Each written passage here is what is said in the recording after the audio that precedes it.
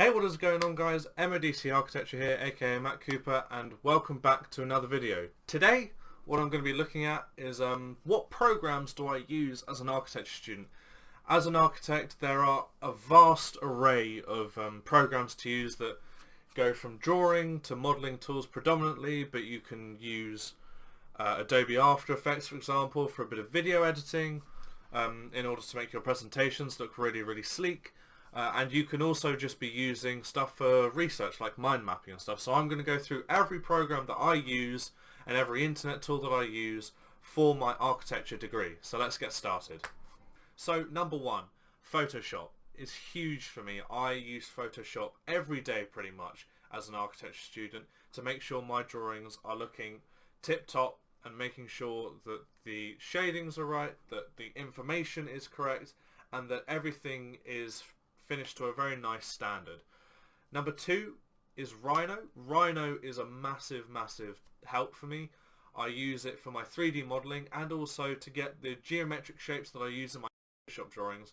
I use Rhino for that as well, and then I whack a render on it and do a 2D export, and then I export all of that into my third very important program, which is Illustrator.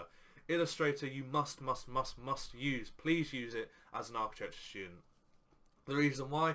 Line weights. Line weights are super important when doing your drawings in order to differ different things, because as an architect you're essentially designing things graphically. You need to show the gravity of different things in your drawing, and you can do this predominantly by using line weight and color. You do the line weight in Illustrator, and then for me I do the color, sort of the color gradients and stuff, in Photoshop. However, you can also do that in Illustrator. You know, that's not gospel. You don't have to do Photoshop and Illustrator. You can just use one or the other, but I tend to use both. I find Photoshop better for color and Illustrator better for lines, and Illustrator's better for color in lines, to be fair, but solid block colors is Photoshop, I think. Number four, I use Adobe InDesign. Adobe InDesign is super duper good for your portfolio and for bringing all your work together in one succinct file, in one succinct portfolio. So what I tend to do is I do my Photoshop file as my final drawing. I export that as a PDF, and I export it also as an image, so I have two versions of the file. I then save that somewhere else, so I have a backup of that file.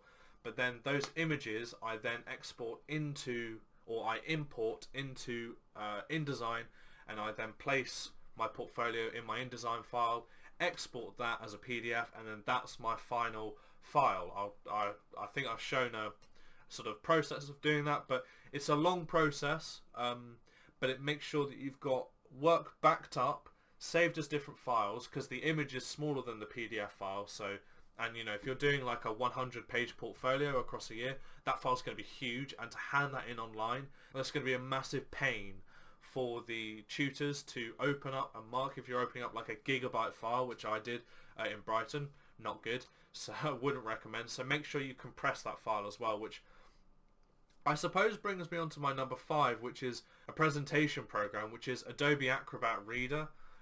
Is really useful in order to organize your pages within your PDFs. So in case you need to edit anything, edit the layout of something, it just gives you a nice bit of flexibility.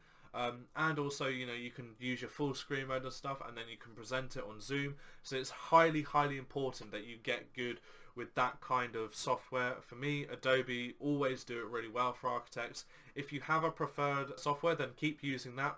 I'm not saying you must use these, it's just what I find to be the most important ones for an architecture student. So yeah, make sure you use those four Adobe programs and Rhino, definitely.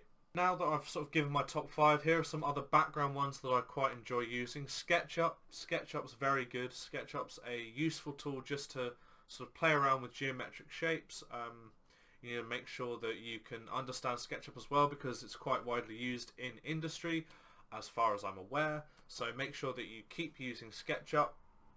Just keep practicing it. Whether you do like 10 minutes a day, just keep practicing it. Another incredibly good program to use is Autodesk Maya. Maya is very useful for sculpting your shapes.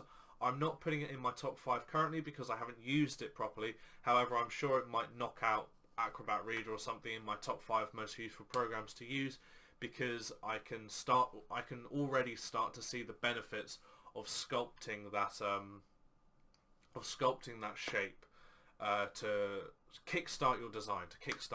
So make sure that you do use Autodesk Maya. It is free for students, so make sure you absolutely make use of that free software for students.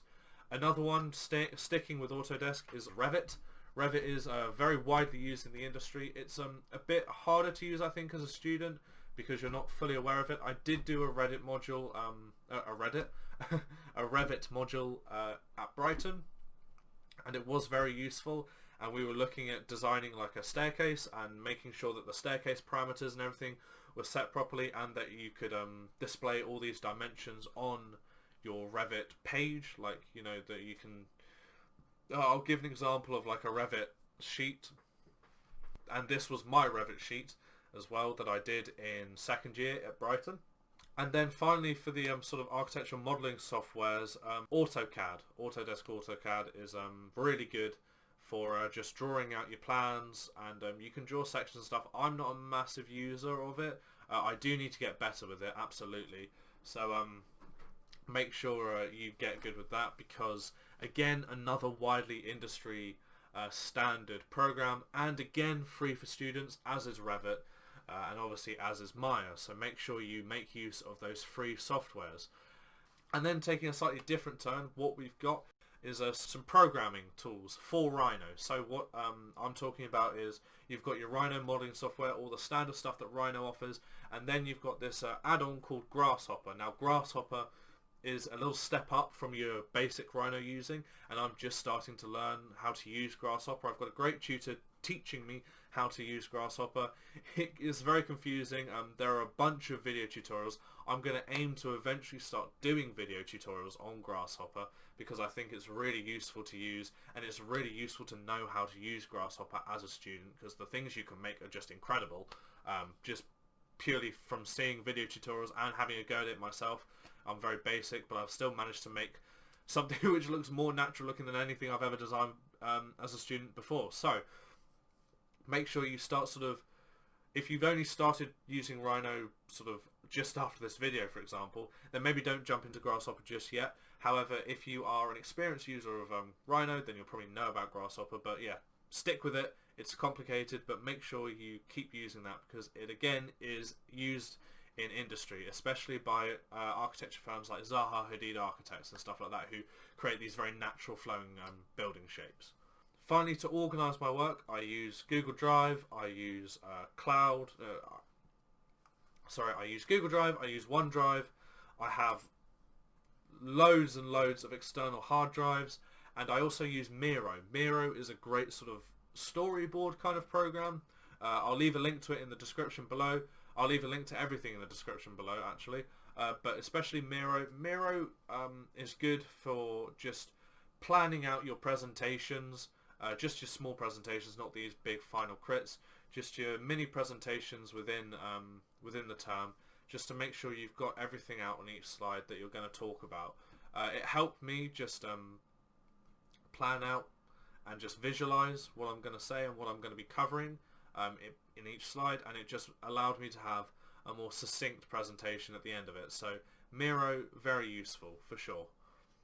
But yeah, that is about it for today's video, guys. I think I listed around sort of 10, 11 programs maybe. Not 100% sure, all of which I use and all of which I'm constantly trying to practice. So make sure you're doing the same in order to get ahead of the curve in terms of employability as an architect, if you want to be an architect, of course. That's a whole other video though, talking about whether architecture is right for you and stuff like that. Anyway, if you enjoyed the video, please do leave a like, and if you're new around here, please do hit that subscribe button. It would really mean a lot to me. I'm trying to post every 3 days, and I'm sticking to that currently, so I'm going to try and keep doing that throughout the term. I've got a couple of other things on, but hopefully I can keep doing that. So do hit that notification bell as well to let you know sort of when I've uploaded, and yeah, thanks for watching. Peace.